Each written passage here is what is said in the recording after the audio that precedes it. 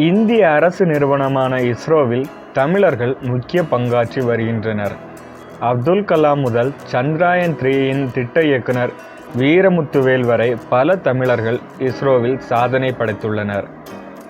விண்வெளி ஆராய்ச்சியில் இந்தியா வளர்ந்த நாடுகளுக்கு சவால் விடும் வகையில் பல்வேறு சாதனைகளை படைத்து வருகிறது. அந்த வகையில் இஸ்ரோவின் உச்சகட்ட வளர்ச்சியை பல நாடுகள் வியந்து பார்த்து வருகிறது. அப்படி உலகம் முழுவதும் இந்தியாவின் பெயர் பரவியதற்கு தமிழர்களின் பங்கு முக்கியமானது. இந்நிலையில் தற்போது இஸ்ரோ தலைவராக உள்ள சோம்நாத்தின் பதவிக்காலம் அடுத்த வாரம் நிறைவடைய உள்ள நிலையில் புதிய தலைவராக தமிழ்நாட்டை சேர்ந்த வி. நாராயணன் நியமிக்கப்பட்டுள்ளார்.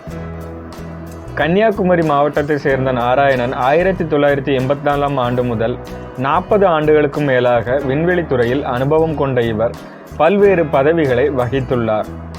இஸ்ரோவின் முக்கிய திட்டங்களான ஆதித்யா L1 திட்டம், GSLV Mk3, சந்திரயான்-2 மற்றும் 3 உள்ளிட்ட திட்டங்களில் முக்கிய பங்காற்றி உள்ளார்.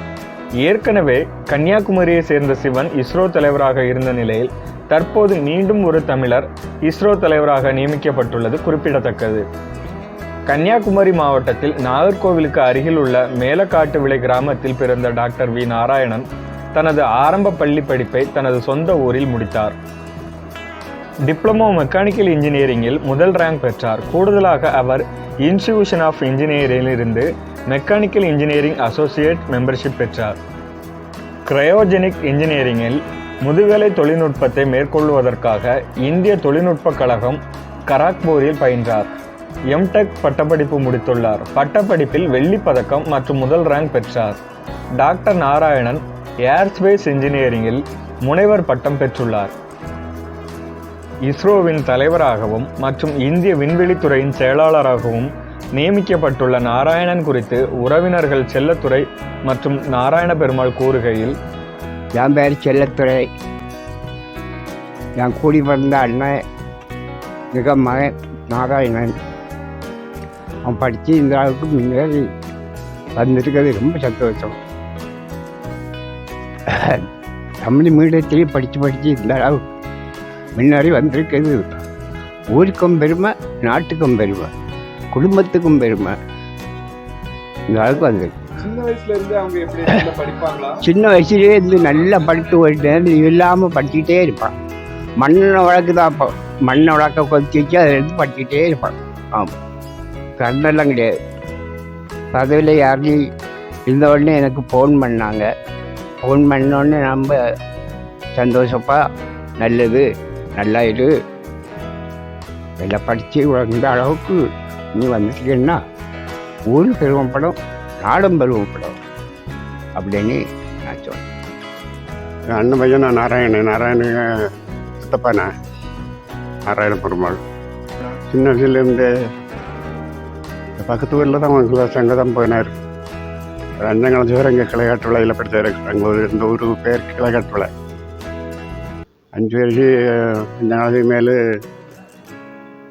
சிதம்பரத்துக்கு போய் அங்கே படித்தார். படிப்பிலே நல்லா படித்தாருங்க. இங்கே உள்ள பிள்ளைகிட்டையெல்லாம் சொல்லார், நல்லா படிக்கணும் அங்கே நினைக்க சொல்லுவார். அதுமாதிரி அவன் சொல்லி இங்கே எங்கள் பிள்ளைகளெல்லாம் நாங்கள் 4 பேர் ஆம்பளை. அதான் மூத்தவருக்கு மகன் அவன் தான். மூத்தவன் அவன் தான். அவன் இங்கே உள்ள பிள்ளைகளை எல்லாரும் படித்த வெளியே தாளும் படி எல்லா பிள்ளைகளும் வேலை பார்க்கும். அவன் அதனால் எங்கள் குடும்பங்கள் நல்ல முன்னேற்றம், நல்ல குடும்பத்தையெல்லாம் நல்ல நிற்கிது.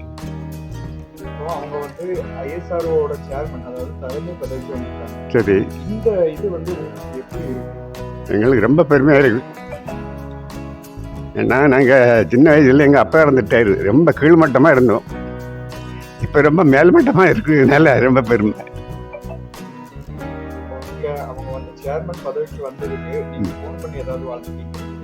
ஆமாம், எனக்கு ஃபோன் பண்ணேன்.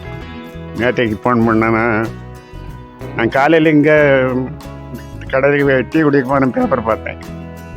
பார்த்துக்கிட்டு அண்ணன் பையன் வக்கீல் அவங்ககிட்ட கூப்பிட்டு சொன்னேன். அவன்கிட்ட ராத்திரி அண்ணன் பேசி நான் பாடுன்னு சொன்னேன். அதனால் அப்போ அதனால் பிறகு அவன் எங்களுக்கு ஃபோன் பண்ணி எடுத்து சொன்னேன். வந்து இந்த நாளாச்சு, நீ நான் 2 நாளையில் வருவேன்னு சொன்னாங்கிட்ட. இங்கே வாரந்தோறும் மாதத்துக்கு ஒரு 2 தடவை வைப்பான். உள்ள ஆளோட்டெல்லாம் பேசணும் அங்கே எல்லாம் வந்து எல்லார்கிட்டையும் ரொம்ப நல்ல பிள்ளையா இருப்பான். அவன் இந்த உடனே எங்கள் ஊருக்குள்ள மக்கள் எல்லாம் அவனுக்கு நல்ல இது. அவனை நம்பி நம்ம ஊருக்குள்ள பிள்ளைகளுக்கு அவ்வளோ ஒரு நல்ல வேலை வாங்கி கொடுத்துருக்கான். பாவப்பட்ட பிள்ளை இருந்தது எல்லாம் எல்லாரும் 10, 30, 40 பிள்ளைகளுக்கு பொம்பளைக்கு வேலை வாங்கி கொடுத்துருக்கான். அதனால அவனுக்கு நல்ல இங்கே வந்தாலும் நல்ல பெருமையாக இருக்கும். எல்லாரும் நல்ல சப்போர்ட்டோட நல்லா இருக்கும். நம்ம தான் வாழணும், நமக்கு வேற எதை பார்க்கணும்னு அவன்கிட்ட கிடையாது. எல்லாரும் நல்லா இருக்கட்டு நீ ஒரு எண்ணம் மனசுக்குள்ள உண்டு. அதனால் எல்லா பிள்ளைகளுக்கும் பாவப்பட்ட பிள்ளைகள்லாம் ரொம்ப கஷ்டப்பட்டு இருந்தது எல்லாம் வேலை வாங்கி கொடுத்தது. எல்லா பிள்ளைங்களும் வேலையை கொடுத்துட்டு எங்கேயும் பிள்ளைகளுக்கும் எல்லாம் மற்றதில் வேலை பார்க்கும். எனக்கு 3 பையன் மாதிரி 3 மீட்டர் 6 ஒரு வேலை பார்க்க 2 மீட்டர் வேலை பார்க்கேன். இப்படி எல்லா குடும்பம் எல்லா பிள்ளைகளுக்கும் எல்லாத்துக்கும் நல்ல வேலை வாங்கி கொடுத்தான். எல்லாம் நல்லா படித்து நல்ல வேலை அவனுக்கு உண்டு. எல்லாம் படிக்க போச்சு எல்லாம் வந்துட்டு சொல்லுவான், எல்லோரும் நல்லா படிங்க நீ எல்லா பிள்ளைகிட்டையும் சொல்லி கொடுப்பான். சாப்பிட்டுலாம் கஞ்சி குடிச்சலான்னு கேட்க மாட்டான். அன்றைக்கெல்லாம் ரொம்ப கஷ்டம். ஒரு ரூபா சம்பளத்தில் வேலை ஒன்றும் செய்ய முடியாது இல்லையா.